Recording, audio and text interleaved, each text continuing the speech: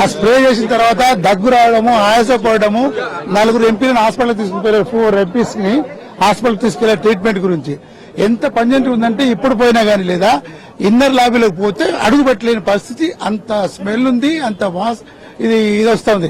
ఇది ఒక దుర్మార్గమైన చర్య. అతను ఫస్ట్ వస్తేనే spray towards speaker, first speaker కు దిక్కు స్ప్రే చేసేసి తర్వాత ఇటు తిరిగి మా మీద. మేమంతా వెళ్లి పెడరెక్కలు వచ్చి పట్టుకున్నాం కదా, అయినా కింద పడేయకుండా అంతా కొడతా ఉన్నాడు. సో అందరు వచ్చిన తర్వాత సెక్యూరిటీ వాళ్ళు వచ్చేసి తీసుకొచ్చి స్పీకర్ ఛాంబర్ తీసుకెళ్లారు అతని.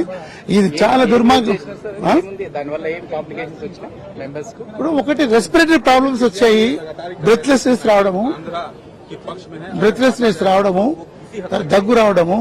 It might lead even to the stoppage of breath and death. Even people whose lung capacity లో తక్కువ ఉంటేనంటే, లంగ్ కెపాసిటీ ఎక్స్పిరేషన్ పవర్ తక్కువ ఉంటేనంటే అది respiratory problem. Even it might also cause serious problems, taking in to the coma and ultimately death. అది మాకు కూడా తెలియదు అది మరి ఏంటో, బట్ చాలా పంజెక్ట్ స్ప్రే చేస్తేనే మొత్తం దగ్గు, ఆయాసం.